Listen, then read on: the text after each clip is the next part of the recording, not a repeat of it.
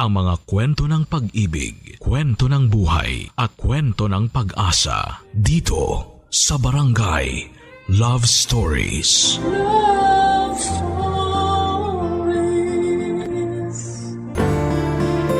Malaki ang ginagampanang role ng nanay sa buhay ng kanyang anak. Ang nanay ang siyang humuhubog sa magiging ugali at pipiliing mga tao na pakikisamahan ang kanyang anak sa paglaki nito. Ikaw, kabarangay, bilang isang anak, gaano kahalaga na maayos ang pakikitungo sa iyo ng iyong ina?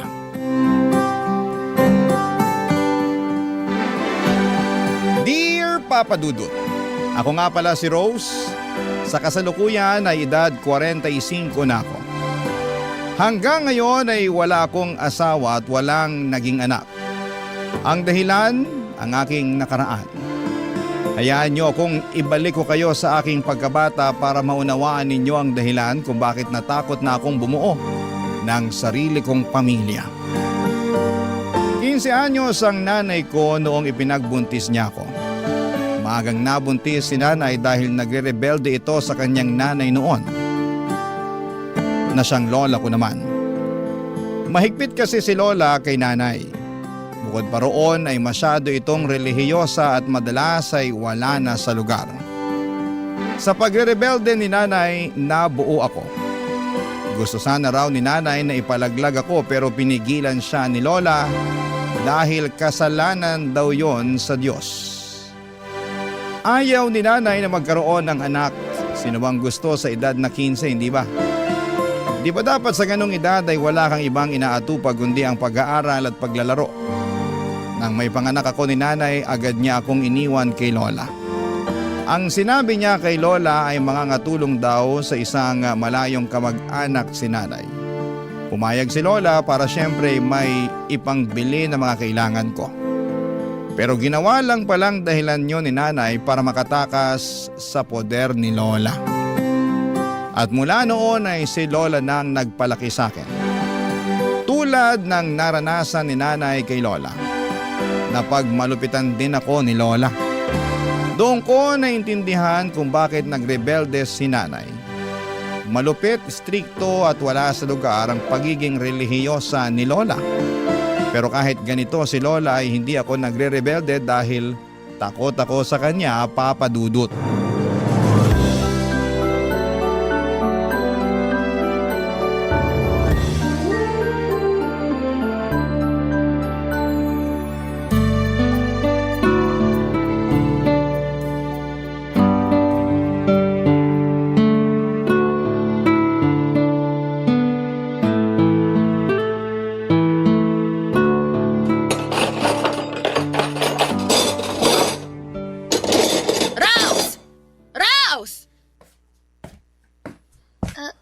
Lola?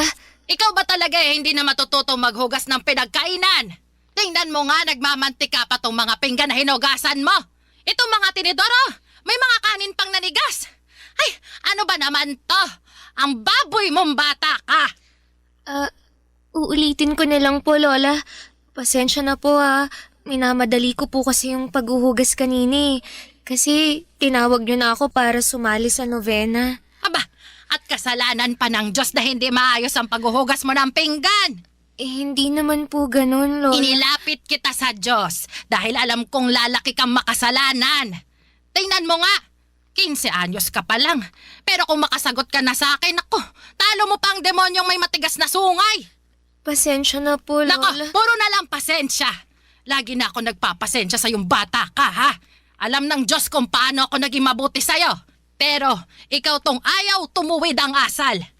Uulitin ko na lang po ang mga hinugasan ko kanina. Sus! Imbes na makatipid sa tubig at bareta, dahil sa katangahan mo, mapapagastos na naman ako. Alam mo ba kung magkano ang presyo ng bareta ngayon sa bayan, ha?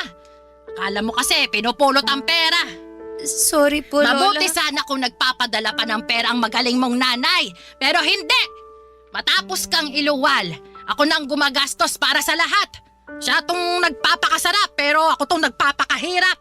ibawas niyo na lang po sa baon ko yung ipangbibili niyo ng bareta. Abay talaga! Ano ka?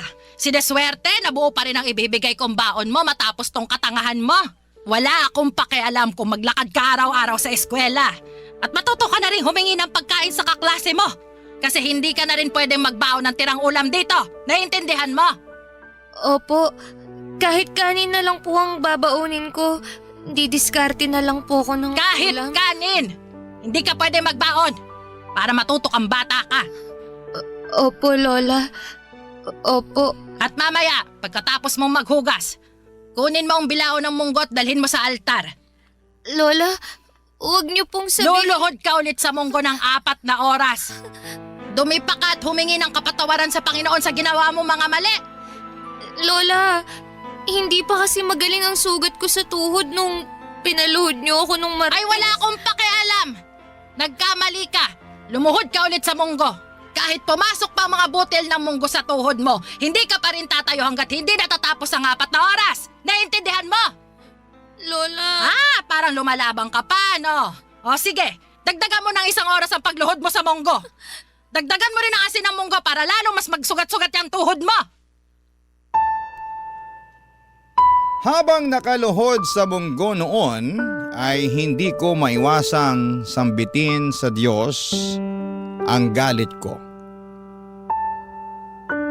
Galit hindi lang kay Lola, kundi pati na rin kay Nanay. Hindi ko naman sana mararanasan ang paghihirap ni Lola na ibinibigay sa akin kung hindi ako iniwanan ni Nanay sa kanya. Pati nga sa Diyos ay nagalit na rin po ako. Bakit niya hinayaan na mapunta ako sa ganong sitwasyon? Napakabata ko pa para maranasan ang ganong klase ng hirap. Akala ko ba mahal niya ako? Mahal niya ang lahat ng nilalang niya sa mundo. Pero anong nangyari sa akin? Sa paglipas pa ng mga araw ay nagpatuloy ang pagiging malupit ni Lola sa akin. Napadalas na rin po ang pananakit niya. Kapag mainit ang ulo niya ay binubugbog niya ako kahit na wala akong ginagawa basta ako ang una niyang makita. Ako kaagad ang pagdidiskitahan niya.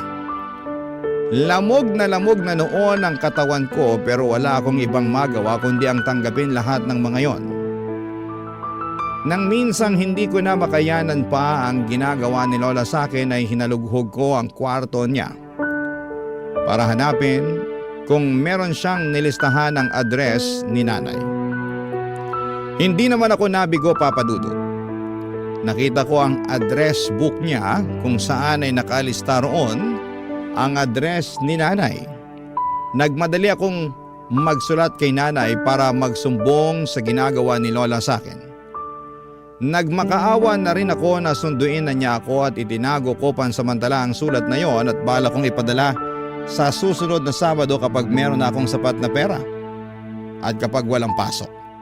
Pero sa kamalasan, Biyernes pa lamang ay naharang na yon ni Lola, Papa Dudut.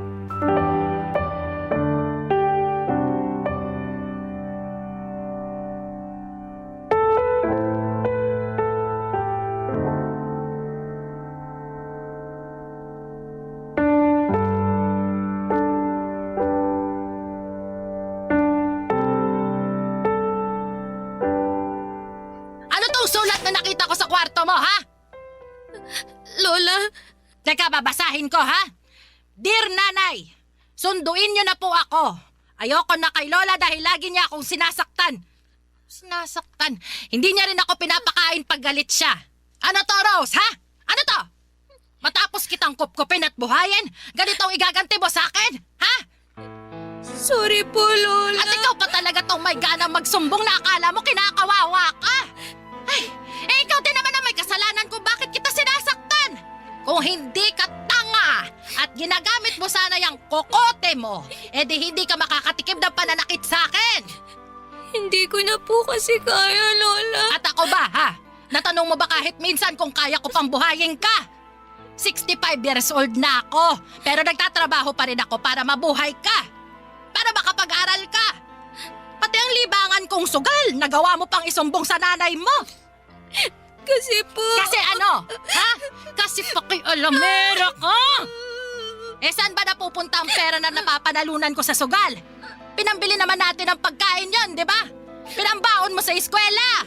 Opo. Tapos ngayong nahuli kita, tsaka ka parang sinapi ang tuta, ha? Ha? Akala mo hindi makalaban? Akala mo kawawa? Pasalamat na lang ako at pumasok ako sa kwarto mo. Kung hindi pa ako kinutuban na may ginagawa kang mali, hindi ko pa malalaman na gusto mo iparating sa magaling mong nanay ang pagdidisiplina ko sa'yo. Hindi na po mauulit. Nadala lang po ako ng galit. Galit? Aba, ikaw pa tong may ganang magalit sa akin. Wala kang karapatang magalit, Rose. Tatandaan mo na utang na loob ang buhay mo sa akin. Kung hindi dahil sa akin, pinalaglag ka na niya noon. Tapos magsusumbong ka sa kanya. Wala nga siyang pakialam sa'yo. Mahal ako ni nanay. Mahal? Kung mahal ka niya, hindi ka niya tatakasan, tonta. Kung mahal ka ng nanay mo, di sana nandito siya. Asan ba siya? Andon, sa malayo. Nagpapakasarap sa buhay niya habang ako tong nagpapakahirap na alagaan ka. Kapag nalaman niyang hinahanap ko siya, babalikan niya ako rito. Kukunin niya ako. Pag nalaman niyang sinasaktan niyo ako, babawiin na niya ako. Matatauhan na siya. Bobo ka talagang bata ka, no? Ilusyonada. Hindi ko alam kung saan mo nakuha yung ilusyon mong gusto ka pa rin kunin ng nanay mo. Sinasabi niyo lang yan. Hindi totoo yan. Mahal ako ni nanay. Walang nanay ang hindi magmamahal sa anak. Sinungaling kayo. Ano naman ang mapapala ko sa pagsisinungaling ko? Alam mo, mabuti pa. O sige, lalakipan ko pa ito ng sulat ko para kampihan ka. Ako na ang magsasabi sa magaling mong nanay na sinasaktan nga kita.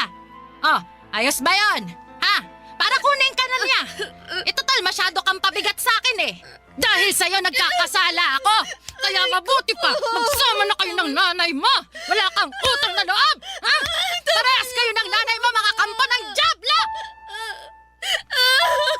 Sinasabunutan, tinatadyakan, sinasampal at pinadugo pa ang ilong ko ni Lola.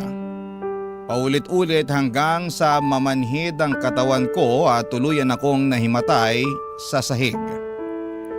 Akala ko ay mag-aalala si Lola noon pero hinayaan niya lamang ako sa sahig hanggang sa magkamalay ako. At nang magising na ako ay inutusan niya akong magluto na at maglinis ng bahay. Para bang walang nangyari. Sinabi rin niya na pinadala na niya ang sulat namin kay nanay. Ipinakita na rin niya sa akin ang perang hawak niya na pamasahe ko na raw kapag dumating si nanay para kunin ako. Sa totoo lang ay inaabangan ko na ang araw na yon. Wala nang kaso kung nabugbog ako ni Lola noon. Parang nawala na nga ang sakit dahil naisip ko na yun naman na ang huling beses na sasaktan ako ni Lola. Makalipas ang 2 linggo ay dumating na si nanay at kabado ako noon pero masaya. Yun ang unang beses na nakita ko siya. Nakasimangot siya noon at hindi pa nga niya ako pinansin dahil una niyang hinarap ang lola ko. Nakita ko kung paano silang mag-away dahil sa akin. Ilang beses na pinipilit ni Lola na kunin na ako. Ang daming dahilan naman ni nanay para hindi niya ako kunin. Nasasaktan po ako habang pinakikinggan kung paano nila ako pinagpapasapasahan. Walang may gustong kumuha sa akin, nakakadurog ng puso. At nang matapos ang kanilang usapan ay sabay silang pumunta sa akin para sabihin kung ano ang naging desisyon nilang dalawa. Barangay Love Stories. Barangay Love Stories. Sa dulo, Papa Dudut, ay napagdesisyonan nilang dalawa na kunin ako ni nanay. Nakahinga ako ng maluwag kahit pansin ko noon na ang saba ng loob ni nanay. Mukhang napilitan lang siya. Nagtalo pa nga sila hanggang sa huli. Umaasa si nanay na malalabanan pa niya si Lola. Pero sabi ni Lola ay sapat na ang panahon na ibinigay niya para alagaan ako. Walang nagawa si nanay at napangiti na lamang ako. Sa wakas ay tapos na ang impyerno sa buhay ko. Inutusan ako ni nanay na iligpit na ang mga dadalhin kong damit. Magkasama sina nanay at lola sa sala. Sinusubukan nilang magkaayos na dalawa bago kami umalis. Panayang sipol ko habang inilalagay sa sako ang mga damit ko. Wala na akong pakialam kung sa sako ko pa ilagay ang damit ko. Basta makaalis lamang ako sa poder ni Lola. Kahit bit-bitin ko pa yon, gamit lang ang maliit na braso ko ay titiisin ko. Pinaiwan ni Lola ang mga damit na sa tingin niya ay pwede pa niyang ibenta. Ang mga natira lang sa akin noon ay yung mga butas-butas at kupas na. Wala pa rin akong pakialam noon. Kahit wala na akong maisuot na maayos, Papa Dudut, makalabas lang ako ng pintuan ng bahay ni Lola ay ayos na talaga. Nang matapos ang pag-iimpake ko ay nilapitan ko na sina nanay at lola, Papa Dudut.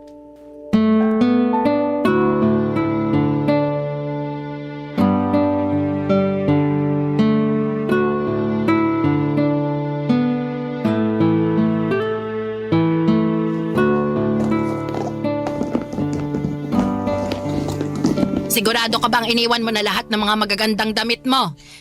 Opo, Lola. Iniwan ko na po sa kwarto. Nakalagay na po sa karton. Nako, wala akong tiwala na iniwan mo lahat. Patingin ang laman ng bag mo para makita ko. Sige po, Lola.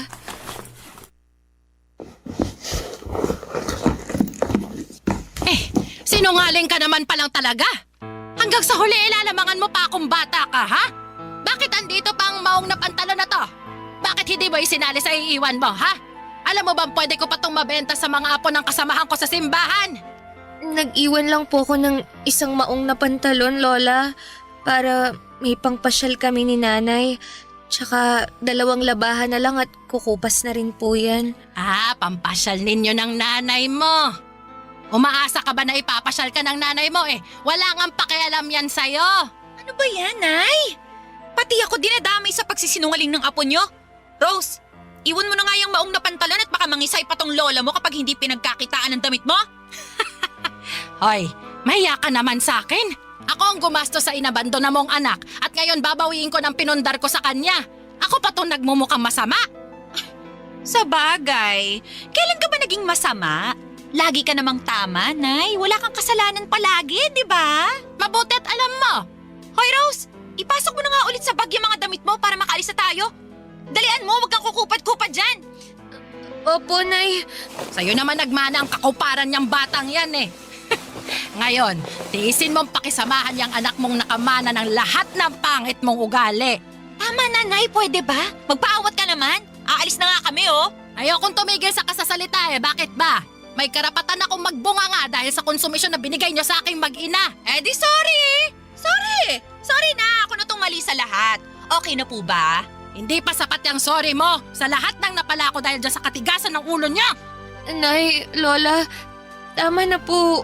Huwag na kayong mag-away. Isa ka pa, Rose! Sabat ka ng sabat dyan. Bakit? Kinakausap ka ba? Usapan ng matatanda eh, sumasali ka. Talagang wala ka natutunang tama. Paano may matututunang tama yang si Rose? Wala namang tama sa mga pinagsasabi nyo. Walang utang na loob. Bastos ka! Ilan ba kaya mo, ha? Ang batukan ako? Gusto niyo sampal-sampalin niyo pa ako eh. Sige! Ano, Nay? Eto, oh. Sampalin niyo na ako!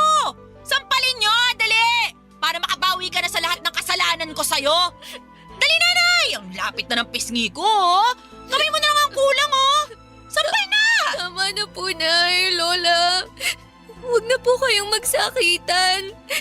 Umalis na po tayo, Nay, please. Wala ka naman pala, Nay. Kala ko naman matapang ka.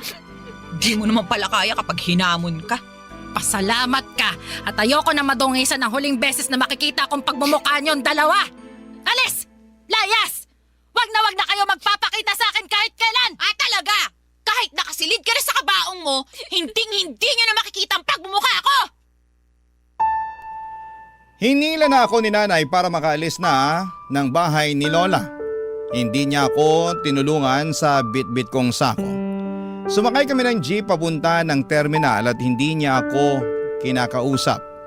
Hindi niya ako tinitignan. Pero panay ang titig ko sa kanya at doon ay napansin ko ang lungkot at pagkalito sa mukha niya. Papadudot alam kong hindi maganda ang naging ending ng pagkikita nila ni Lola. Umaasa pa naman ako noon na bago kami umalis ni nanay ay magkakaayos pa sila pero nagkamali ako. Hanggang sa dulo ay nagpuksaan silang dalawa. Sobrang lalim talaga ng galit nila sa isa't isa.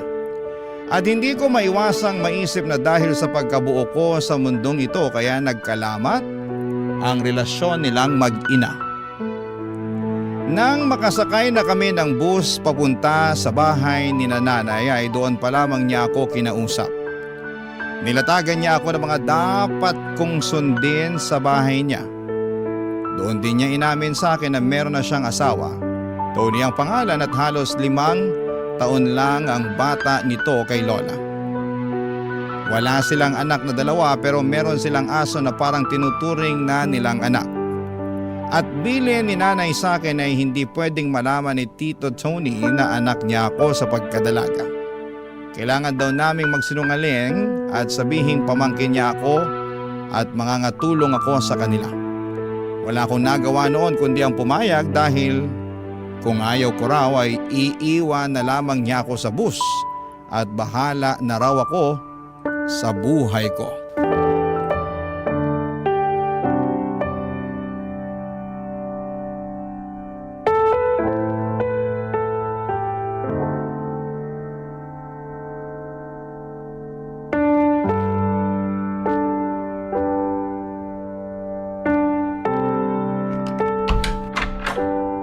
Tony, baby ko! Andito na kami ng pamangkin kong si Rose. Mabuti naman at nakauwi ka na, baby. Yung kaso natin, ayaw na naman kumain. Hala, pinagluto mo ba ng manok? Oo, inilaga ako na, pinirito ko pa. Pero mukhang naumay na sa manok eh. Bumili ako ng barbecue, ayaw din. Hey, Ano kaya nangyari dyan? May bukas pa kaya na veterinaryo ngayong gabi? naku, wala na. Nagtingin na rin ako. Di naman siya matamlay eh.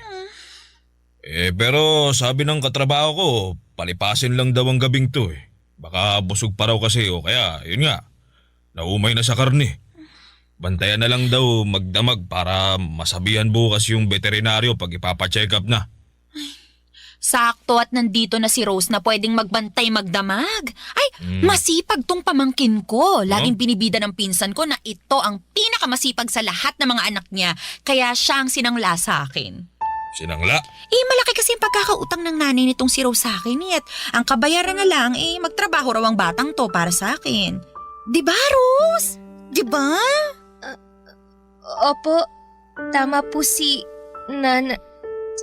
tita. Ganun ba? Huwag kang mag-alala. Kahit na wala ka namang sahod hindi ka naman namin gugutumin dito. Ay, wag mong sabihin yan, Tony. Baka mamaya maging masiba to sa pagkain. Mapagastos pa tayo imbes na makabawi sa utang ng nanay niya sa akin. Hoy, Rose, sakto lang ang kainin mo ha. 2 beses ka lang kakain sa isang araw. Sa tanghali at gabi lang. Tipirin mo rin ang pagkain ng kanin at may kamahalin ng bigas dito sa Maynila. Opo, tita. Malaki pa lang pagkakaawig yung dalawa. Hindi ko kayo kilala mapagkakamalan ko kayo mag-ina. Tumigil ka nga, Tony. Ang layo naman ang mukha niya sa mukha ko, no? Tsaka tignan mo naman ang kutis namin. Tisayin ako. Ito namang si Rose parang sunog na barbecue. Wala naman sa kulay yan. Napansin ko lang sa hugis ng mga mata at mukha nyo. Halos parehas Wala namang masama lalo't magkadugo naman kayong dalawa. Siya. Wag na lang nating pagtalunan at baka tuyuin ka na naman at awayin mo pa ako. Mabuti naman. Ay, baby ko, pwede bang tignan mo muna yung aso natin habang inaasikaso ko tong si Rose? Bibilinan ko na rin siya ng mga dapat gawin dito sa bahay para alam na niya kung paano gagalaw mamaya. Sige. Mabuti pa nga. Mag-iinit na rin ako ng ulam natin para may makain na tayo. Ay, konti lang ang initin mong ulam ha. Hindi nakakain tong si Rose. Nakarami na siya ng mani at nilagang saging sa bus kanina. Sigurado ka ba? Marami pa naman yung ulam, pwede pa siyang makisalo sa atin. Sayang naman kung hindi natin mauubos agad baka mapanis na yun. Di kapag nangangasim na, ipakain na natin kay Rose. Ikaw talaga, bebe ko. Puro ka biro O sige na. Maiwan ko na kayong dalawa dyan Asikasuhin ko lang yung aso natin. Hoy, muntikan mo na akong tawaging nanay sa harapan ni Tony, ha? Di ba ilang beses na kitang binilinan sa bus na isaksak mo dyan sa utak mo na tita ang itatawag mo sa akin? Kapag nabuko tayo ni Tony, palalayasin talaga kita. Sorry po, Nay. Oo, yan na naman! Nanay na naman! Bobo ko talaga. Tama ang lola mo mahina ang kukote mo. Kaya galit na galit sa'yo ang lola mo dahil dyan sa katanghan mo. Ayusin mo, Rose, ha? Kung lola mo na pagtiisan ka pa kahit papano, pues magkaiba kami. Handa kitang palayasin sa isang beses na magkamali ka. Naintindihan mo? Opo, tita. Dinuro-duro pa niya ang noo ko para raw maalog ang utak ko at rumihistro sa kokote ko na hindi kami mag-ina, na magtiyahin kami. Nasaktan po ako pero ano ang magagawa ko? Andun na ako at pumayag na rin naman ako. Unay naging trabaho ko ay ang bantayan magdamag ang aso nilang may lahi. Habang kumakain silang mag-asawa, ako naman ang parang gwardyang nakabantay sa kanilang aso. Aso na kung ituring nila ay mas tao pa kesa sa akin. Maliban na makaramdam ng selos dahil mas anak pa ang turing sa asong yon kesa sa akin. Hindi rin ako hinahayaan ni nanay na makatulog. Kailangang nakabantay ako magdamag sa aso. Baka raw kasi may mangyari kahit sa ilang segundo lamang na pumikit o malingat ako. Nakakainggit kung paanong pakitaan ang pagmamahal ni nanay ang aso niya. Pero ako, kailan ba? Sa pagdaan ng mga araw ay pinaramdam ni nanay sa akin na isa lamang akong katulong. Hindi niya ako pinag-aral at hindi inaabutan ng pera. Ang sabi niya sa akin kung meron mang kailangan tulad ng napkin at iba pang mga gamit na pang babae ay sabihan ko na lamang siya para siya na ang bumili. Iba rin ang pagkain ko sa pagkain nilang mag-asawa. Madalas ay sardinas ang pinapakain sa akin. Lalo kapag karne ang ulam nila. Depensa ni nanay ay kailangan nilang magtipid dahil mahirap ang buhay sa Maynila. Nilalagyan na lamang ni nanay ng kaunting cabbage at saka tinutubigan ng marami ang sardinas para kasya sa buong araw na ulam ko. Samantalang habang ang aso nila ay halos maumay na sa pritong manok at barbecue. Barangay Love Stories. Barangay Love Stories. Pinangarap ko noon na makasama si Nanay Papa Dudut. Ang makilala siya at maranasan ang pakiramdam na may nag-aalaga at nagmamahal sa iyo. Matagal kong pinagdasal na iligtas na ako ni Nanay mula sa pagmamalupit ni Lola. At nang mangyari po yun, akala ko ay simula na ng kasiyahan at pag-ahon ko. Pero nagkamali ako. Mula noong nasa poder na ako ni nanay ay wala akong ibang naranasan kundi ang paghihirap. Kung ikukumpara, mas pinahirapan ako ni nanay kesa kay lola. Sa mga salita pa lamang niya na halos hindi na makain pa ng aso, durog na ako. Doon ako madalas napapatanong kung meron ba talagang ganong klaseng ina na papakitaan ka ng masama at hindi ka ituturing na tao. Nagdadalawang isip ako kung kakausapin ko si nanay na ibalik na lamang ako kay lola o manatili pa rin ako sa poder niya dahil baka naninibago lamang kaming pareho sa ugali ng isa't isa. Hindi ko na alam ang gagawin ko noon, Papa Dudut. Habang hindi pa maayos ang desisyon ko ay nagpatuloy lamang ako sa pagsunod sa mga utos ni nanay sa akin. Sinubukan kong maging perpekto sa bawat galaw ko at sa bawat gawaing bahay. Pero tao lang pala ako. Nagkakamali at hindi palaging pulido ang gawa ko. Naintindihan ko yon pero iba kay nanay. Walang puwang ang pagkakamali sa batas niya. Oras na nagkamali kay paniguradong may parusa at manghang na mga salitang nakaabang. Gaya gaya ng nalaman nung minsan nila akong pinagbintangan na nagnakaw ng malaking halaga ng pera.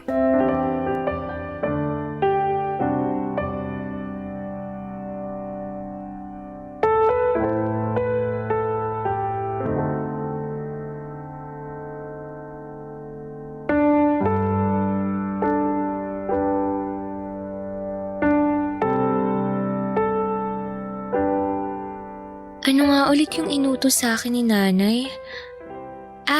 Maglampaso, tsaka ano nga ulit yun? Siguradong siya nga ang kumuha ng sahod ko. Liga, kausapin natin. Rose! Rose! Ano po yun, tito? Ilabas mo na ang pera ko! Nasasaktan po ako, Tito! Masasaktan ka talaga kapag hindi mo pa nilabas ang pera ko! Ano pong perang sinasabi niyo? Ka na magmaang-maangan dyan! Alam namin na kinuha mo ang sahod ko sa kwarto namin! Hoy, Rose! Ilabas mo na! Baka mas lalo ka pa masaktan eh! Dalian mo na! Tita, wala po akong alam tungkol dyan, promise! Wala po talaga! Hindi naman po ako pumapasok sa kwarto niyo eh! Di ba nga bawal akong pumunta ron? Mali ba namin kung pumapasok ka ron kapag wala kami? Ilabas mo na ang pera ko, Rose! Huwag mo na akong gagalitin! Kailangan ko yung pambayad ng renta natin! Tito, wala po talaga akong kinukuha! Mamatay man! Papatayin ka talaga namin kapag hindi ka pa nagsabi ng totoo! Nagsasabi naman po ako ng totoo eh! Maniwala po kayo! Hindi ko po galing magnakaw! Anong hindi? Sabi nga ng tita mo na nagnakaw ka noon sa palengke ng mga chichiri at barya ng mga tindera! Wala pong ganun, tita! Hindi ka lang pala magnanakaw, sinungaling ka pa ha? Hindi ka talaga aamin, ha? Talagang ginagalit mo kami? Teka lang ha, tuturuan ka namin ng leksyon. Tony! Hilahin mo nga yun sa kusina! Dali! Isang ulo ha? Aray! Tama na po! Nasasaktan po ako! Wala po talaga akong kinukuhang pera niya! Nung bata ako, dinuturugan at pinapahiran ako ng nanay ko ng siling labuyo sa mata kapag nagsisinungaling ako. At mula noon, natuto na ako magsabi ng totoo. Natakot na akong magsinungaling. Kaya subukan natin sa'yo ngayon, Rose. Subukan natin! Huwag po, tita! Parang awa niyo na! Wala po talaga akong kinuhang pera! Tita, maniwala po kayo! Tito, hindi ko po yun gagawin! Manalakot lang naman yung siling yan, di ba? Hindi mo naman tototohaning ipapahid yan sa mata ni Rose. Bakit hindi tutuhanin? Paano matututo kung hahayaan nating makatakas yan sa kasalanan niya?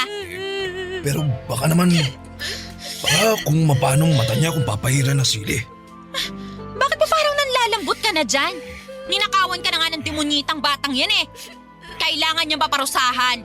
Dilit mo yung mata mo! Dali! Huwag po, tita! Please! Wala po akong ninanakaw! Tumahimik ka! Nakakarinti ka! Etong sa'yo! Ayan! Busin ko itong hawak kong siling labuyo sa mata mo! Ayan! Ano? Magnanakaw ka pa? Ha? Sagot! Magnanakaw ka pa? Buisit kang bata ka! Yan!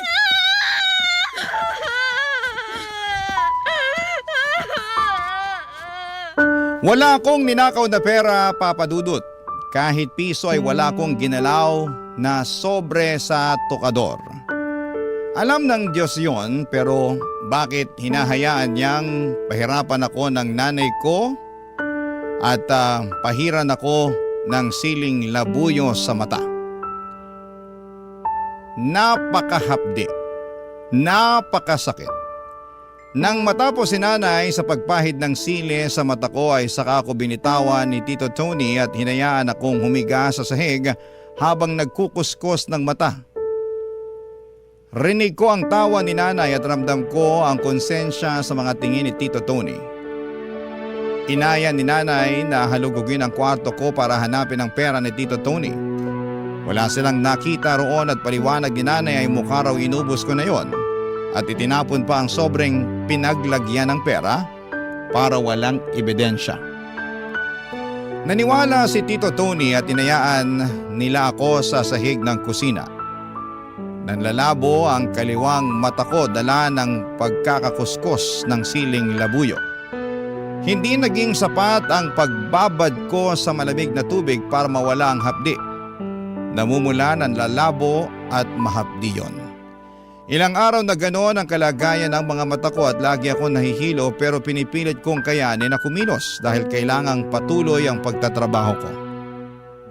Parang wala lang kay nanay ang mga nangyari. Panay pa rin ang utos niya at hindi niya alintana ang pamamaga ng mata ko. Kung paanong parang malagatas na ang itsura ng kaliwang mata ko. Panay ang dampi ko ng yelo sa mata ko sa pag-asang mawawala ang sakit at mawawala ang pamamaga at pagkukulay gatas nito. Isang araw habang nasa kusina ako, nagpapahid ng yelo sa mata ay nilapitan ako ni Nanay Papa Dudut.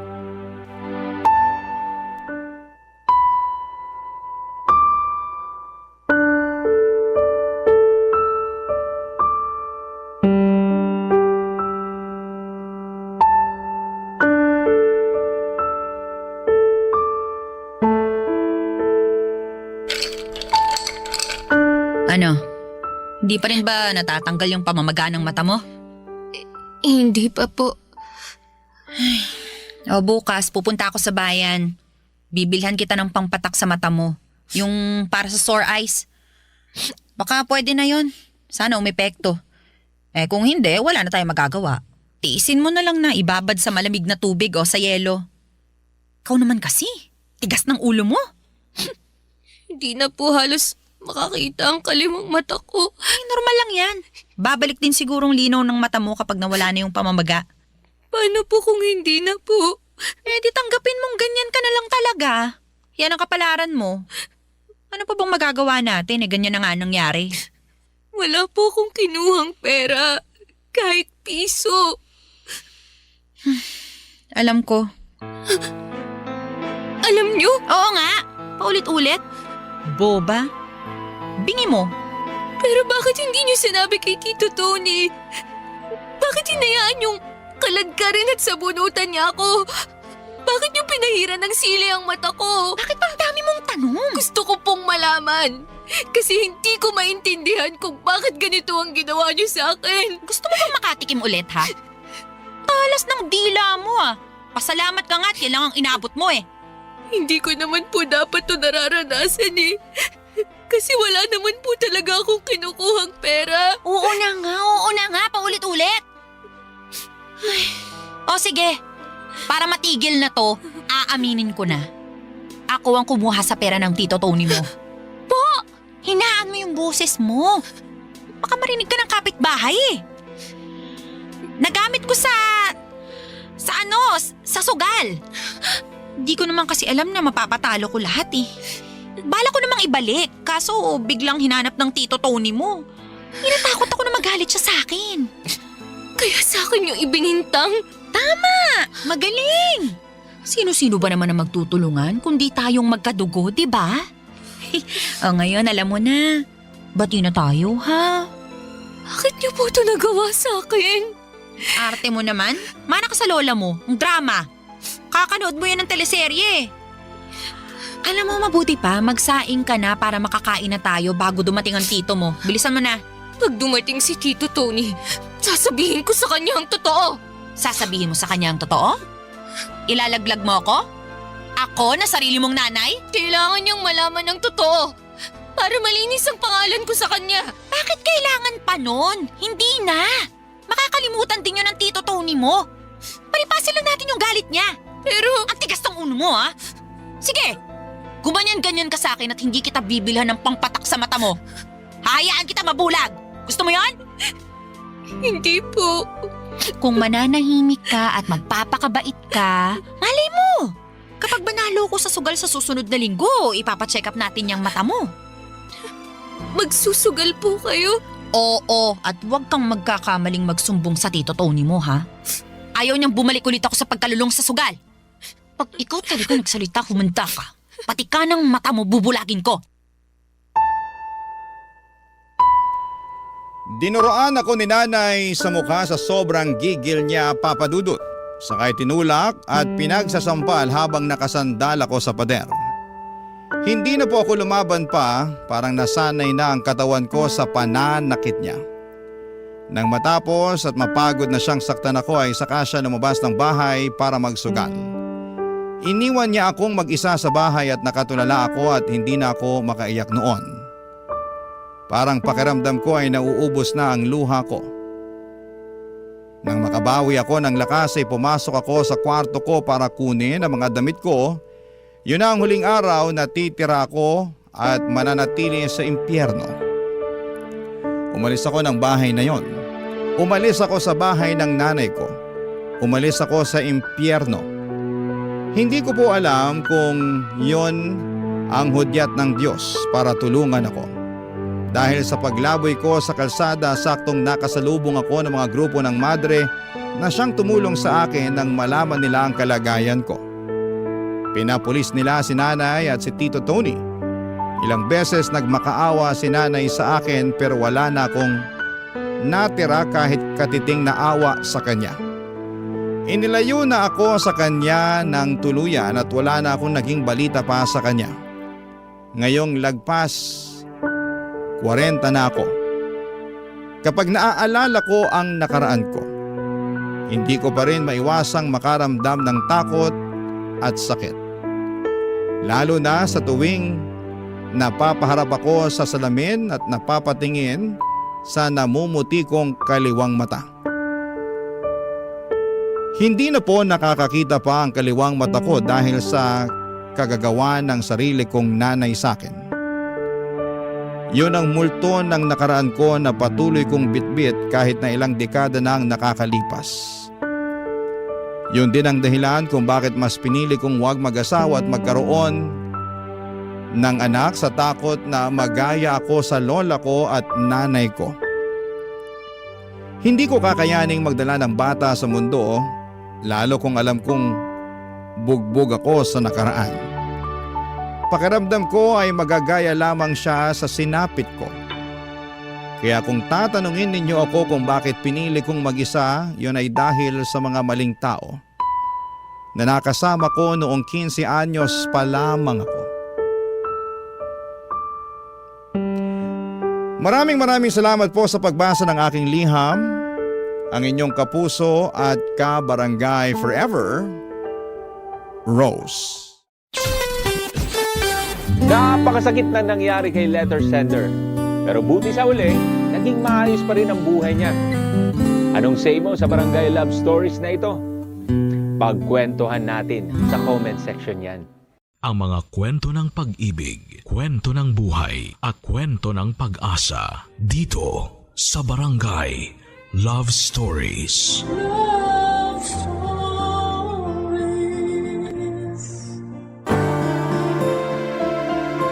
Isang malaking responsibilidad na masasabi ang pagkakaroon ng anak.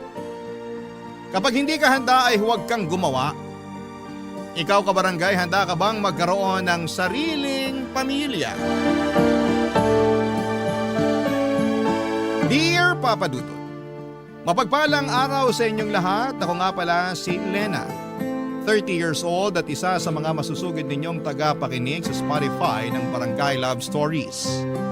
Kaya naman na-inspire din po ako magpadala ng kwento sa inyo. Neto lang nakaraan ay naganap ang lahat ng ibabahagi ko sa inyo. Ito ang naging dahilan ng malaking pagbabago sa akin. Hindi po ako mahilig sa commitment. Lagi akong takot kapag usapang commitment na papadudot. Gusto ko ay casual lang. Lagi akong nakatambay sa mga online dating site para makahanap ng mga papayag sa gusto ko. Casual lang. One night stand. Kasama tuwing nalulungkot kapag nag-iisa. Yun lang naman ang hanap ko. Kapag may gusto ng something more, syempre atras kagad ako. Aminado kong emotionally unavailable akong tao, papadudot. Kaya siguro tinuruan ako ng leksyon ng Diyos. Nakilala ko sa isang online dating site si Jonathan. Mas bata siya sa akin ng 3 taon. Alam niya kung ano ang pinasok niya at hindi naman siya humiling ng kahit na ano. Gusto lang din niya ng laro. Gusto lang din niya ng kasama at laro. Pinayagan ko yun. Unang pagkikita pa lang namin ay may nangyari na kaagad sa amin. Nagkaroon kami ng koneksyon pero sa kama lang. Masaya naman siyang kasama kaya naulit ng ilang beses ang pagkikita namin na lahat ay nauuwi sa pagsisiping. Maganda talaga ang koneksyon namin sa kama. At iyon ang naging dahilan para aksidente niya akong mabuntis. Hindi kami nag-ingat dahil nadala kami ng init ng katawan. Hindi ko yon natanggap kaagad. Hindi naman ako handang maging ina pero nangyari na. Ayaw ko namang ipalaglag dahil para sa akin ay wala namang kasalanan ang nasa sinapupunan ko. Dahil dito Papa Dudut ay kinausap ko si Jonathan tungkol sa ipinagbubuntis ko, Papa Dudut.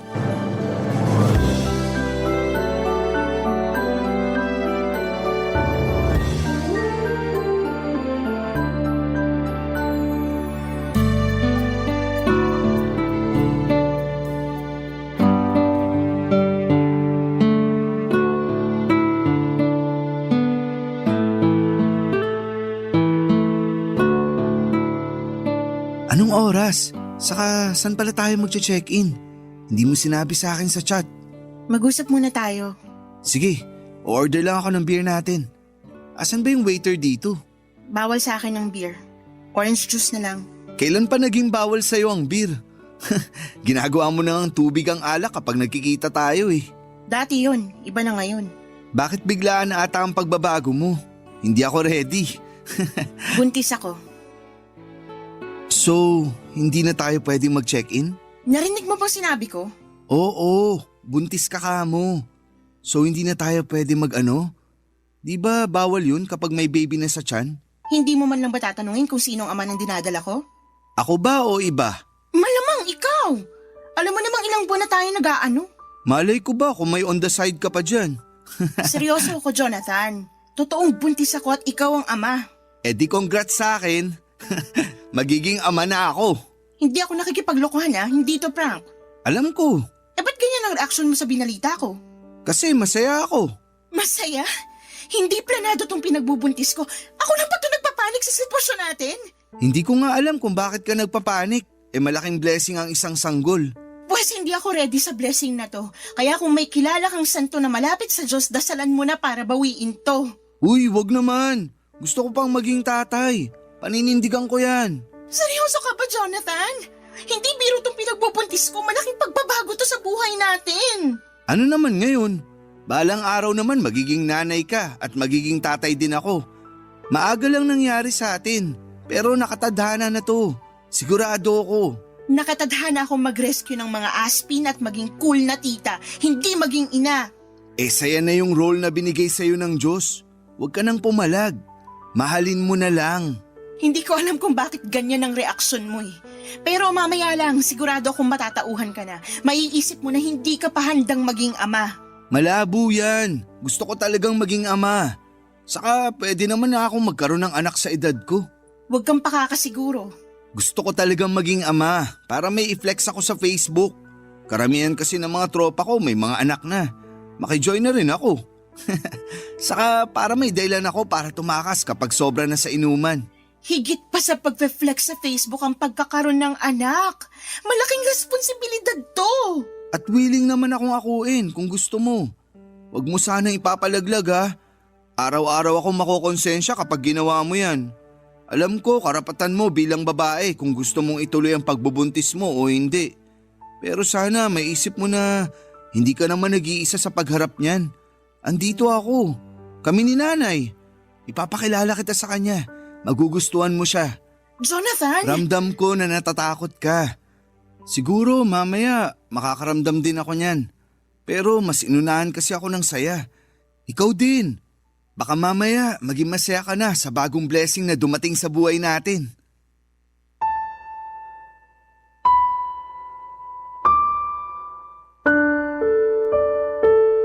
Papa Dudut, nawalan ako ng enerhiya na makipagtalo pa kay Jonathan. Kahit na ilang beses kong pinaramdam sa kanya na hindi biro ang pagkakaroon ng anak, ayaw pa rin niyang makinig. O ayaw niya lang pakinggan dahil masyado siyang in love sa ideya na magkakaroon na siya ng i-flex sa Facebook. Tinawagan nito ang kanyang nanay para ibalita ang mga nangyari. Mukha namang maayos ang naging usapan nila, Papa Dudut. Mukhang mabait din ang nanay niya. Pagkatapos noon ay sinabi ni Jonathan na gusto ng nanay niya na tumira muna ako sa kanila habang nagbubuntis ako. Gusto nilang alagaan ako at ang magiging anak ko. Aaminin ko na na-touch ako sa mga sinabi ni Jonathan. Yon kasi ang unang beses na may trumato sa akin na parang isang pamilya. Wala kasi akong nakagisnang magulang. Lumaki ako sa tiyahin ko at noong mismong dibo ko ay kinausap na niya ako para umalis na sa bahay niya. Hindi na raw niya ako kayang buhayin pa. Nasa tamang edad naman na raw ako para makapagtrabaho. Umalis ako sa bahay ng tiyahin ko sa mismong 18th birthday ko. Hindi ko alam kung saan ako pupunta noon. Bitbit ko ang 2 malaking bag kung saan ay nakalagay ang mga gamit ko. Pansamantala ay nakitira ako sa best friend ko. Umalis din ako makalipas ang 2 buwan dahil panayang parinig sa akin ng mga magulang niya. Nakahanap ako ng trabaho at nagsumikap. Mula sa pagbe-bed space ay nakakuha na ako ng sarili kong kwarto. Paunti-unti ay umayos ang buhay ko. Ito ang dahilan kung bakit natatakot akong mapalapit at mapamahal sa iba. Natatakot ako na isang araw ay abandonahin din nila ako tulad ng ginawa ng mga magulang at tiyahin ko. Kaya naman malaking pagbabago talaga sa akin at tinanggap ako nila Jonathan at ng kanyang nanay at masarap pala yon sa pakiramdam, Papa Dudut.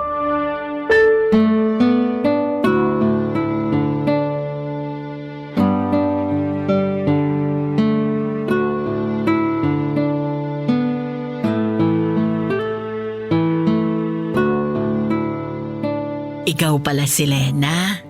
Opo, tita. Nanay na lang ang itawag mo sa akin. Magkakaapo na ako sa inyo, kaya dapat magulang na rin ang trato mo sa akin. Salamat po, Nanay. Ayan, 2 na ang anak ko. Ayos lang po ba talaga sa inyo na tumira ako rito? Oo naman. Ako nga tong nangulit kay Jonathan na dito ka tumira.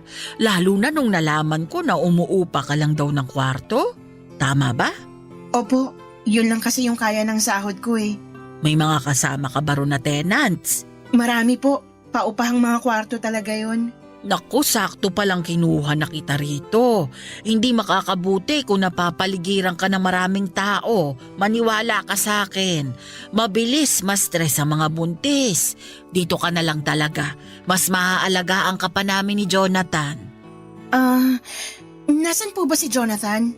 Hindi kasi siya nagre-reply sa mga chat ko. Pabalik na yon. Pinabili ko lang ng merienda natin at saka ibang kailangan mo. Ay, nakakahiya naman po. May pera naman po ako. Ako na lang pong gagastos sa mga pangangailangan ko. Ay hindi pwede. Hati kayo ni Jonathan.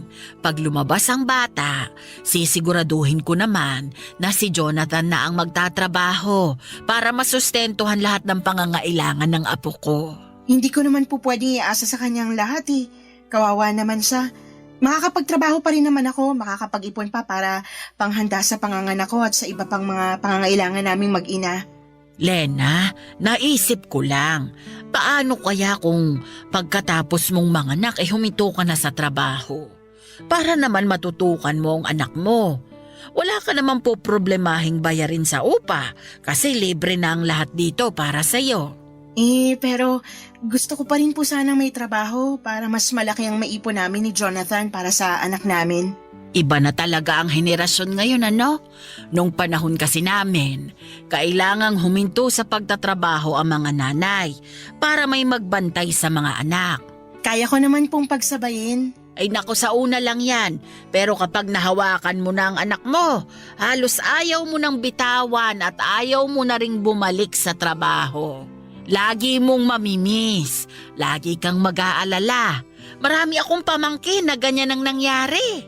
Saka ako na po siguro po problemahin kapag nando na ako. Sa ngayon, gusto ko pa rin pong magtrabaho para may maiabot naman po ako sa inyo kahit papaano. Hindi mo kailangan akong abutan. Ano ka ba? May pinagkakakitaan naman ako. Ipunin mo na lang para sa anak mo. Salamat po, tita. Anong tita? Di ba nanay na ang itatawag mo sa akin? Hindi pa rin po ako sanay. Sanayin mo na. Kasi magtatampo ako sa iyo kapag hindi. Wala po kasi akong tinawag na nanay mula pagkabata. Kaya parang ang hirap sanayin ng dila ako na banggitin ng salitang yan. Nakwento nga sa akin ni Jonathan. Kaya pinilit ko talaga siya na kunin ka rito.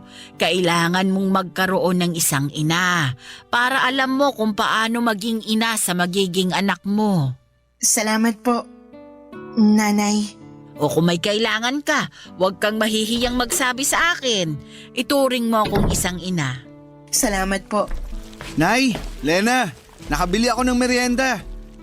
Okay bang paglihian mo tong inihaw na mais at taho? Bakit naman ikaw ang magdidesisyon sa paglilihian ni Lena? Hindi ba pwede yun? Natakam kasi ako nung nakita ko to sa palengke eh. Ikaw atang naglilihi eh. Ganyan din ang tatay ni Jonathan dati. Siya ang nauunang maglihi kesa sa akin. Dalin mo na rito yung mais sa taho na yan. Maski ako nadamay sa paglilihi mo, Jonathan. Nagkatawanan at nagkantsawan pa ang mag-ina habang hinahanda ni Jonathan ang merienda namin, Papa Dudut. Napangiti na lamang ako. Ganito pala ang pakiramdam na mapabilang sa totoong pamilya. Tahimik lang ako noon at pinagmamasdan silang dalawa. Ang saya nilang tignan. Hindi ko yon naranasan. Hindi ko man na-experience ang bonding na ganoon pero ramdam ko na masaya yon sa pakiramdam. Kita ko naman sa mga mata nilang dalawa na maganda ang koneksyon nilang mag-ina. Nagkakwentuhan na rin kami tungkol sa pamilya ni Jonathan. Nalaman ko na 10 years old pa lamang si Jonathan nang mamatay ang tatay nito. Isang seaman, malaki naman ang naiwang pera sa kanila. Sapat para masustentuhan ang pag-aaral ni Jonathan hanggang kolehiyo. Pero hindi na rin nakapagtapos ng kolehiyo si Jonathan dahil tinamad na ito. Tinanggap na lamang yon ng nanay niya. Ang nanay niya ay isang retired na guro sa elementarya. Hindi na kasing laki tulad ng dati ang hawak nilang pera, pero sapat lamang ang meron sila para sa simple at komportableng buhay. Si Jonathan naman ay nagtatrabaho bilang ahente ng mga sasakyan. Marami akong nalaman tungkol sa kanilang pamilya. Masaya ako sa mga nalaman ko. Naisip ko na safe ang magiging anak ko sa poder nila. Ramdam ko. Kaya naman ang bilis lang din gumaan ang loob ko sa kanila, Papa Dudut. Sa pagdaan nga ng mga araw ay mas lalong tumitindi ang saya ko. Sa wakas ay nagkaroon na ako ng pamilya. Siguro nga ay totoo ang sinabi ni Jonathan. Malaking blessing ang sanggol sa aking sinapupunan dahil sa pinagbubuntis ko ay na-bless ako ni Lord ng pamilya sa katauhan ni nanay at ni Jonathan. May mahihiling pa ba ako? Parang wala na. Kontento na ako sa piling nila at sa direksyon ng buhay ko. Barangay Love Stories. Barangay Love Stories. Papa Dudut, mabilis lang na lumipas ang mga buwan. Nakapanganak na ako sa wakas at babae ang isinilang ko. Malusog at hindi ako binigyan ng problema habang nagle-labor. Pinangalanan namin siyang Mika. Sinunod ko sa pangalan ng best friend ko. Mula nung isinilang ko si Mika, mas dumoble ang pag-aasikaso ng nanay ni Jonathan sa akin. Tinuro niya sa akin lahat ng kailangan kong malaman sa pag-aalaga ng sanggol. Mas kaya pa nga niyang patahanin ang anak ko kesa sa akin. Sanay na talaga siya at hindi pa rin daw niya nakakalimutan ang pag-aalaga ng sanggol dahil halos lahat ng pamangkin niya ay siya rin ang nag-asikaso. Mahilig kasi sa bata ang nanay ni Jonathan. Nakita ko naman yon kung paano niya mahalin si Mika. Pansamantala nga ay ang nanay ni Jonathan ang katabi ko sa kwarto. Para mabantayan niya si Mika, si Jonathan naman nung lumagpas ng 1 buwan ng baby namin ay nakitulog na rin sa kwarto. Sa sahig siya natutulog Papa Dudut. Katabi ko pa rin sa kama ang nanay niya. Natatakot kasi ang nanay ni Jonathan na baka maipit nito ang baby namin. Malikot daw kasi si Jonathan matulog. Totoo naman. Ilang beses ko na yung na-experience kahit nung hindi pa ako nabubuntis. Alam na alam talaga ng nanay ni Jonathan kung paano kami alaga ang mag-ina. Habang buhay kong ipagpapasalamat na napunta ako sa kanila. Ang tanging naging problema ko na lamang ay si Jonathan. Napansin ko kasi na after kong manganak ay parang tinamad na siyang mag-alaga ng anak namin. Hindi ko naman siya inuobligang gawin oras-oras ang pag-aalaga. Pero napansin ko kasi na parang umiiwas siyang gawin yon, Papa Dudut.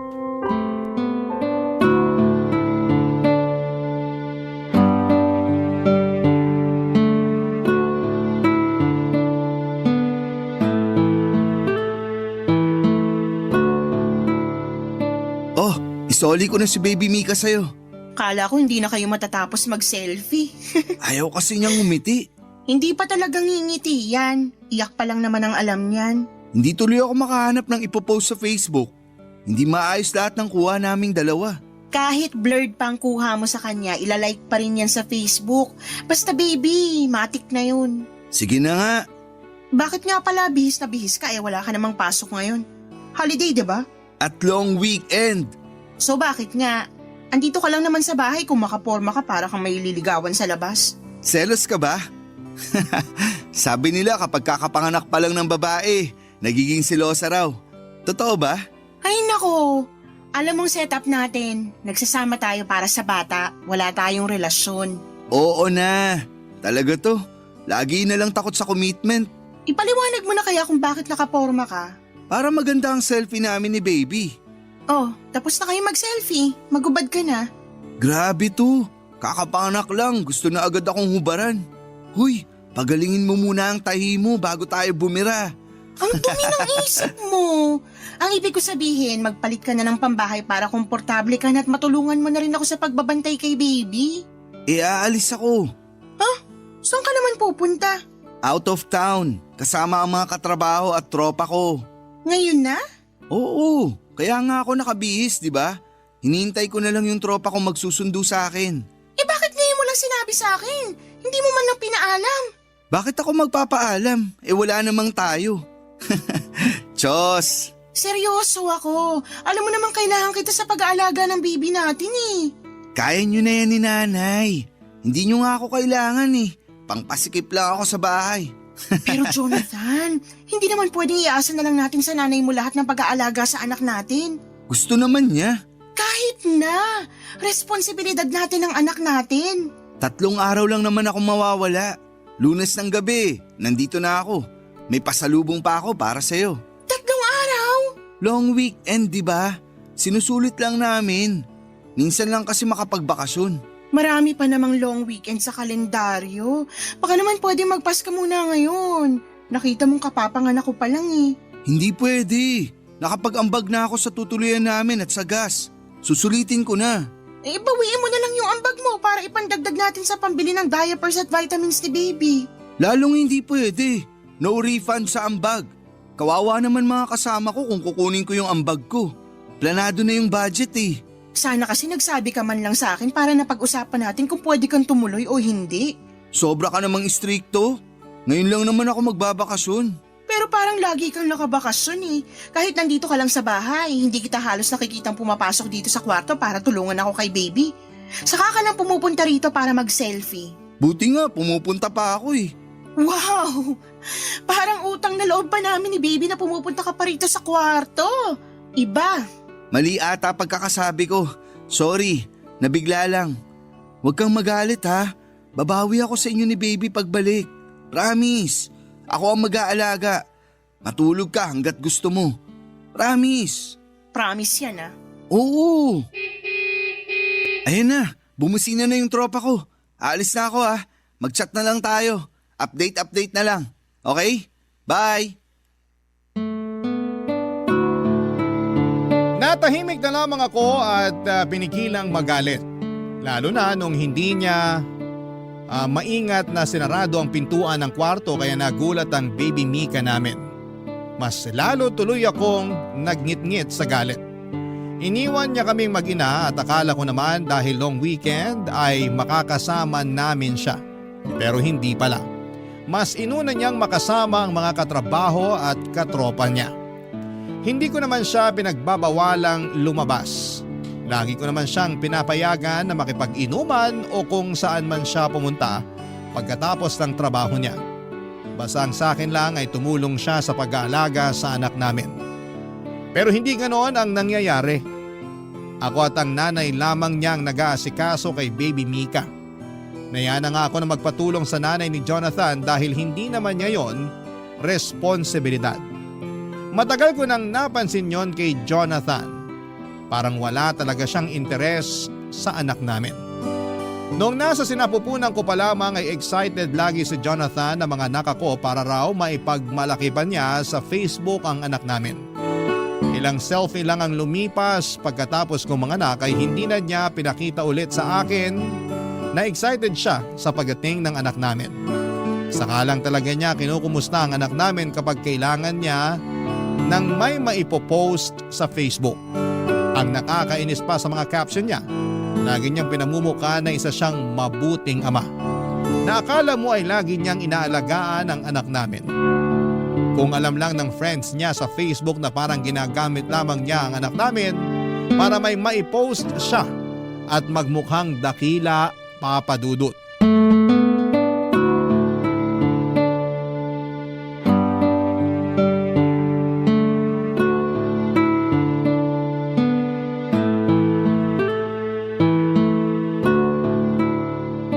Lena, Bakit? may sasabihin ako. Nakita mo ba yung mga medyas ni baby? Nawawala yung ibang pares eh. Hindi ko alam. Tanong mo na lang si nanay. Siya naman yung naglalaba. Pwedeng ikaw na lang ang magtanong o kaya tulungan mo akong hanapin dito. Baka nandito lang sa cabinet at naihahalo sa ibang damit. Huwag mo nang pahirapan ang sarili mo. Itanong na lang natin kay nanay. Lagi na lang tayo nagpapatulong at nagtatanong sa nanay mo. Mahiya naman tayo. Ang simple lang nitong paghahanap ng mga pares ng medyas. Kaya na natin to. Tulungan mo ko. Kailangan na ba niya? Sana. Ang init pa kaya? Lamigin ang paan ng anak mo. Hindi mo ba alam? Ngayon ko lang nalaman. Hindi ka naman kasi nagtatanong. Mukhang mauuwi na naman to sa away ah. Ano ba yung sasabihin mo? Ano kasi, may bagong labas na cellphone. Oh, tapos? Gusto ko sanang bumili. Sira na ba yung cellphone mo? Hindi pa naman. Eh di wag ka munang bumili. Hindi practical eh. Tulungan mo na akong hanapin yung mga pares ng medyas ng anak mo bago siya magising. Mas importante to. Mas importante ang cellphone mo kaysa malamigan ng paa ng anak mo? Hindi naman yan ang ibig kong sabihin. Mali lang ako ng nagamit na salita. Pero kailangan ko talaga ng bagong cellphone. Para saan nga? Kung parehas lang naman ang purpose sa dati mong cellphone, mas maigi na wag ka na munang bumili. Nagsasayang ka lang ng pera. Ipunin mo na lang para sa future na pangangailangan ng anak natin. Puro na lang anak natin. Paano naman ang kailangan ko? Ano? Sana mali ang rinig ko sa sinabi mo. O sana mali lang ulit ang pagkakagamit mo ng salita. Ang pangit ng dating sa akin eh. Gusto ko lang ng bagong cellphone. Sobrang luma na ng cellphone ko. Mabilis nang malobat. Mabilis malobat kasi panay Facebook at online games ang ginagawa mo. Luma na kasi talaga. Magastos sa kuryente kung lagi ako nagcha-charge. Saka hindi maayos ang camera nitong luma kong cellphone. Kaya ang pangit tuloy ng mga selfie namin ni baby. Alam mo, sige na lang. Bumili ka na lang ng cellphone. Kahit ano pang klaseng cellphone yan o kahit ilang cellphone pa. Bumili ka na. Ayoko na makipagtalo sa'yo. Tulungan mo na lang akong hanapin yung mga pares ng medyas ng anak mo. Teka lang, pag-usapan muna natin tong cellphone ko. Ano pa bang dapat pag-usapan? Pumayag na ako, diba? Kahit ngayon din, bumili ka na. Pero wala akong pera. Ha? Eh bakit mo sinasabi sa akin na kailangan mo nang bumili ng bagong cellphone tapos wala ka naman palang pera? May konti ako na itabi, pero pangbakasyon ko sana yun sa susunod na long weekend. Diretsuhin mo ako. Baka pwedeng pairam muna ng pambili ko ng cellphone. Ano? Hindi pwede! ang gagamit, kaya ikaw ang gumawa ng paraan para bumili. Huwag mo idamay ang pera ko. Ibabalik ko rin naman. Nilaan ko yung ipon ko para sa pangangailangan ng anak natin, lalo't hindi pa ako sigurado kung babalik pa ako sa trabaho o maghahanap ako ng ibang pagkakakitaan. Bad trip naman. Ano ka mo? Wala. Tutulungan mo ba ako sa paghahanap ng medyas ng anak mo? Hindi. Wala ako sa mood. Gusto ko na noong sapakin si Jonathan sa gigil ko, Papa Dudut. Halo-halo na noon ang emosyong nararamdaman ko. Hindi nakakatulong sa postpartum ang pinapakitang kabalbalan ni Jonathan sa akin. Nagmadali siyang lumabas ng kwarto at saka malakas na sinarado ang pintuan. At dahil doon ay nagising ang anak namin. Nahirapan na tuloy akong pabalikin sa pagkakatulog si baby. Hindi ko na rin nagawa ang dapat kong gawin dahil kailangan kong patahanin ang anak namin. Hindi ko na alam ang uunahin ko. Kung ang baby namin o magalit sa inaasal ni Jonathan. Doon ko nakita kung gaano ka-immature si Jonathan. Para siyang bata na hindi binigyan ng pambili ng candy. Gusto kong magsumbong noon sa nanay niya pero ayoko namang magkaroon sila ng away dahil sa akin. Kaya naman sinubukan kong intindihin pa ang tatay ng anak ko. Kaya lang Papa Dudut, habang tumatagal ay mas lalong lumalala noon ang ipinapakitang asal ni Jonathan sa akin. Hindi na rin siya nagsiselfie kasama si baby. Hindi na rin niya hinahawakan pa ang anak namin. Ni pansinin kapag pumapasok sa kwarto ay hindi niya ginagawa. Lumamig na rin ang pakikitungo niya sa akin. Hindi ko na alam ang gagawin ko noon para manumbalik ang koneksyon namin. Kaya naman naglabas ako ng pera at inabot sa kanya. Doon naman ay natuwa siya. May pambili na siya ng cellphone niya at pinangako niyang babayaran niya yon kagad sa akin. Pero hindi naman niya ginawa yon. Ako tuloy ang nagkakaroon ng problema sa ibang pangangailangan ko at ng anak namin dahil nasa ang ipon ko para ibigay sa kanya para may pambili siya ng bago niyang cellphone. Barangay Love Stories. Barangay Love Stories. Papa Dudut, sinubukan kong tiisin ang pinapakitang pangbabaliwala ni Jonathan sa akin. Lalo't hindi na ako nakabalik pa sa trabaho. Nagpa siya akong mag-resign sa trabaho para matutukang maigi ang anak namin.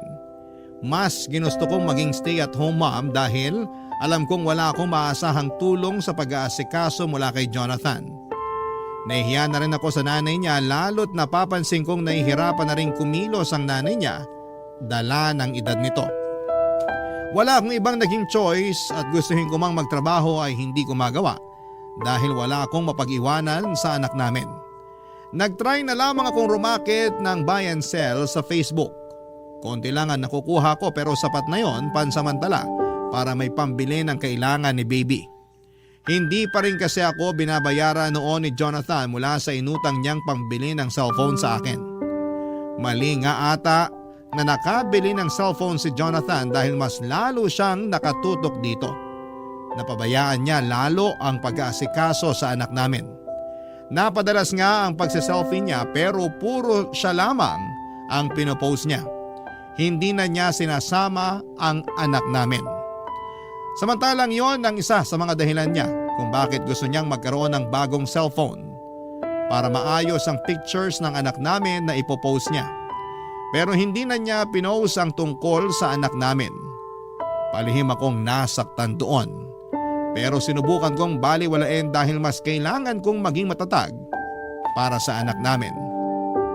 Lalong mas kinailangan kong maging matatag, lalo't na lamang kong nag-resign na pala sa trabaho itong si Jonathan, Papa Dudut.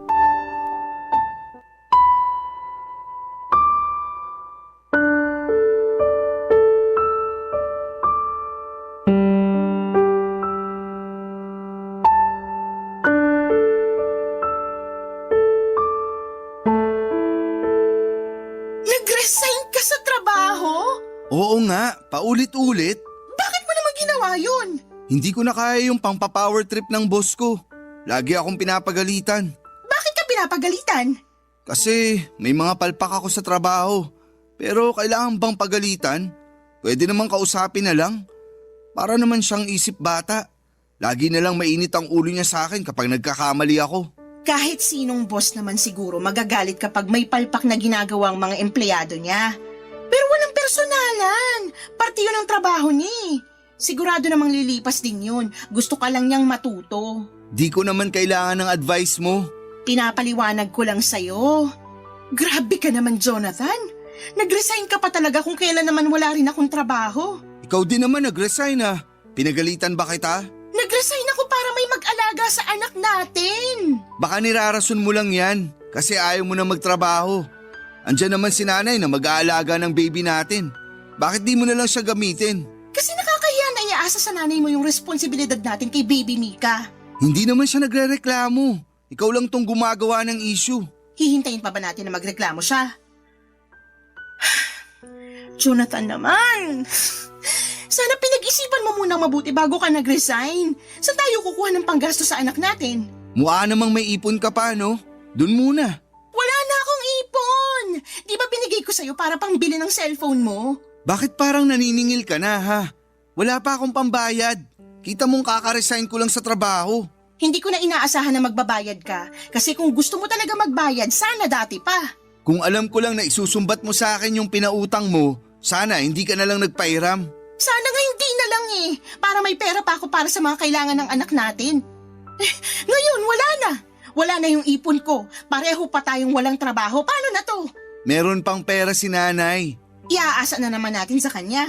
Apo naman niya yan. Gagastusan niya yan. Grabe ka. Huwag na tayong magtalo. Nangyari na eh. Pakiusap maghanap ka na agad ng trabaho. Kailangan natin ng pera ngayon. Pahinga muna ako sa trabaho. Dito muna ako sa bahay. Jonathan! Huwag mo naman sana akong pilitin na magtrabaho kung hindi pa ako ready. Nasak din ako sa pagkaka-resign ko sa trabaho. Bigyan mo ako ng time na makamove on. Hindi tayo hihintayin ng mga bayarin, Jonathan. Tayo mag-a-adjust sa mga gastusin, tandaan mo yan. Hindi kasi ganun kadaling maganap ng trabaho. Ayun naman pala eh. Sana yan ang naisip mo bago ka nag-resign. Wala eh. Nangyari na. Maliligo lang ako saglit. Pwede bang ikaw na muna magpalit ng diaper ni baby? Kailangan ko mag-relax sa banyo. Nasa sala lang si nanay. Teka, tatawagin ko. Subukan mo namang palitan ng diaper ng anak mo kahit minsan. Trabaho kasi yan ng mga babae. Wow, Jonathan! Trabaho mong asikasuhin ang sarili mong anak. Hindi nga ako marunong dyan. Ikaw na lang. Tuturuan kita para alam mo na sa susunod. May pinapabili pala si nanay sa akin. Teka, uunahin ko muna yon. Nagmamadaling lumabas ng kwarto si Jonathan, Papa Dudut. Hindi ko na naihabol sa kanya ang huli kong sasabihin sana. Napailing na lamang ako at alam kong nagsisinungaling siya. Naiiyak na ako noon habang pinapalitan ang diaper ng anak namin. Hindi ako makapaniwala na merong ganong klaseng ama, Papa Dudut. Halo-halo na ang nararamdaman ko. Stress, galit at lungkot. Wala man lang akong maramdamang saya. Pagkapalit ko ng diaper ni baby ay pumunta ako ng sala para ipakiusap muna sa nanay ni Jonathan na bantayan muna ang anak namin para makaligo na ako. Pasimple kong tinanong kung nasaan si Jonathan. Nagtaka rin ang nanay niya dahil hindi raw niya alam kung saan siya nagpunta. Nakumpirma ko tuloy na nagsinungaling siya para makaiwas na magpalit ng diaper ni baby. Nalaman ko rin na tumambay pala siya sa isang computer shop na binabantayan ng isa niyang kaibigan. Pagkatapos noon ay nag-inuman pa sila. Sa pagdaan pa ng mga araw ay hindi ko pa rin nakumbinsi si Jonathan na magtrabaho. Nakatambay lang siya madalas sa computer shop at umuuwi na lamang sa gabi para kumain at matulog. Hindi ko magawang magreklamo sa nanay niya dahil iniisip ko na sino bang kakampihan sa aming dalawa. Hindi naman ako ang kadugo. Napadalas na rin ang away namin dahil doon at lalong kinausap niya ang nanay niya para bigyan kami ng pera na pangbili ng kailangan ng baby namin. Nahiya akong tumanggap ng pera sa nanay niya kahit nanay na niya mismo ang nag-aabot sa akin. Alam kong darating ang panahon na kailangan na ring maghigpit ng nanay niya dahil may pangangailangan din siya na kailangang pagkagastosan. Kaya naman sinubukan ko maghanap ng trabaho. Bahala na. Kung pwedeng isama ko na lamang sa magiging trabaho ko ang anak ko, ay gagawin ko, Papa Dudut.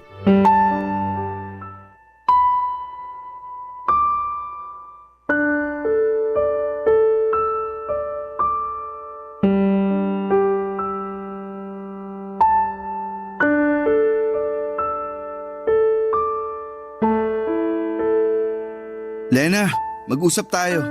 Maghahanap ka na ba ng trabaho? Hindi yan ang gusto kong pag-usapan. Ano pala? Sigurado ka bang anak ko si Baby Mika? Ano? Natanong ko lang kasi syempre, mahilig kang makipag-ano sa ibang lalaki. Gusto ko lang makasiguro. Ikaw lang ang nakakasama ko ng ilang buwan bago nabuo si Mika. Sinubukan mo na bang tingnan ang mukha ng anak mo? Parang ikaw nga lang ang gumawa kamukhang kamukha mo. Nanay mo pa mismo nagsabi na kamukha nyo ng tatay mo si Mika, pati yung nunal sa noo. Ngayon mo pa ako pagdududahan ha? Kung may pera ka, ipa-DNA test natin para magkaalaman na. Wag na yung DNA test na yan. Gastos lang yan. Gusto ko lang talagang itanong. Nakaka-insulto ka na. Sorry na. Kung wala ka ng ibang sasabihin, pwedeng lumabas ka na muna bago ako sumabog sa sobrang galit ko sa'yo. Hindi mo naman kailangang magalit. Nagtanong lang ako. Karapatan ko ring malaman ang totoo. Lumabas ka na lang please. May isa pa pala akong sasabihin. Huwag mo na akong galitin lalo please. Hindi ka magagalit. Baka magustuhan mo pa tong naisip ko. Ano yon? Yung dati kong katrabaho, hindi raw sila magkaroon ng anak. Parang hindi ko gustong pupuntahan ang sasabihin mo. Makinig ka muna. Maging open-minded ka. Matagal na silang mag-asawa, pero hindi pa rin sila magkaroon ng anak. Lumapit sa akin yung katrabaho kong lalaki. Baka raw makatulong ako. At ano naman ang maitutulong mo para magkaroon sila ng anak, Aber? Ikaw ang bubuntisin? Hindi ah. Huwag mong sabihin sa akin na akong ipapabuntis mo sa kanya. Uy, mas lalong hindi. Grabe ka naman mag-isip. Walang bubuntisin sa atin. Ano nga ang balak mo? Yung iniisip ko kasi, sakto lang para hindi na tayo mamroblema sa gastusin kay baby. Kasi napapansin ko, lagi ka nalang stress at malungkot dahil kay baby. Walang kinalaman si Baby Mika sa stress at lungkot na nararamdaman ko. Akala mo lang yun. Pero sobrang stressful talaga ang magkaroon ng anak. Lalo kung hindi pa handa yung magulang, di ba? Anong pinupunto mo? Hindi ba pumasok sa isip mo na ipaampon na lang natin si baby? Ano? Makinig ka muna bago ka magalit. Hindi ko na kailangan makinig para hindi ako magalit. Hindi effective. Galit ako sa lahat ng sinasabi mo. Yung katrabaho ko kasi, nakwento ko sa kanya na pwede niyang ampunin si baby para maalagaan at mabigyan ng magandang future. Kasi hindi natin kayang gawin yun, di ba? Pareho tayong walang trabaho. Tapos, wala ka pang kasamang mag-aalaga sa kanya. Hindi ako makapaniwala na naisip mo yan. Gusto ko lang maging praktikal. Paano ba natin bubuhayin ang anak natin? Pareho tayong walang pera. Grabe ka, Jonathan. Grabe. Pumayag yung katrabaho ko na ampunin si baby. Sabi nga nila, baka mag-abot pa sila ng 5K sa atin para pasasalamat. Mag-a-update naman daw sila lagi sa kalagayan ni Baby Mika para makampante tayo. Saka Lena, bibigyan tayo ng 5K. Ayaw mo pa nun?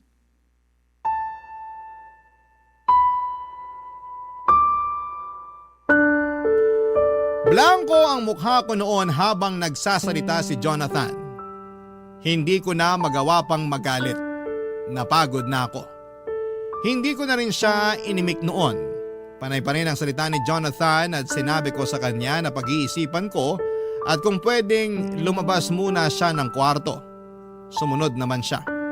Sabi niya iidlip lang daw siya sa kwarto ng kanyang nanay at gigisingin ko na lamang daw siya kapag nakapag-decide na akong ipamigay ang baby namin. Pagkalabas ni Jonathan ng kwarto ay nilabas ko ang mga bag namin ni baby at nag-impake. Hindi ko na kayang magtiis. Nagkataon pang wala ang nanay niya kaya madali akong nakatakas. Mabilis akong natapos at may konti pa akong natirang pera mula sa inabot sa akin ng kanyang nanay. Nakiusap ako sa dati kong katrabaho na kung pwedeng makituloy muna kahit na ilang araw at pumayag naman. Kaya mas lalo akong ginanahan na umalis dahil merong tutulong sa akin.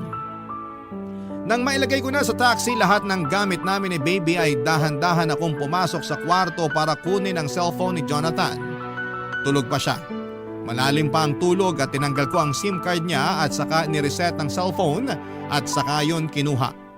Doon ako nagmadaling umalis nang walang paalam sa kanya. Pero nag-iwan ako ng sulat para sa nanay niya. Nagpasalamat ako sa lahat ng tinulong niya sa akin at sinabi ko lahat ng sama ng loob ko sa kanyang anak. Ang sulat na yon ay nagawa ko matagal na at hindi ko alam kung kailan ko yon maiaabot sa kanya. At dumana nga ang araw na pwede ko nang ipabasa sa kanya ang sulat na yon. Dinikit ko yon sa ref at pagkatapos noon ay lumabas na kami ni Baby Mika ng bahay at saka sumakay na sa taxi. Binenta ko ang cellphone ni Jonathan para may pera akong dagdag sa pagsisimula ko. Mabuti na lamang at nabenta ko kaagad sa dating katrabaho ko. Ginamit ko ang perang yon para makapagsimula ng maliit na negosyo. Unti-unti ay lumakas ang negosyong yon at nakatayo na akong muli sa sarili kong mga paa. Tinulungan ako ng Diyos na makabangon. Mabilis ang pagbangon ko dahil nakita ng Diyos na nahihirapan ako. Sa ngayon, papadudot ay masaya akong umuupa ng isang maliit na apartment at hawak ko ang sarili kong oras dahil sa pinili kong negosyo. Wala na rin po akong balita pa kina Jonathan at mas minabuti kong huwag nang makibalita pa dahil isa na siyang nakasaradong kabanata sa buhay ko.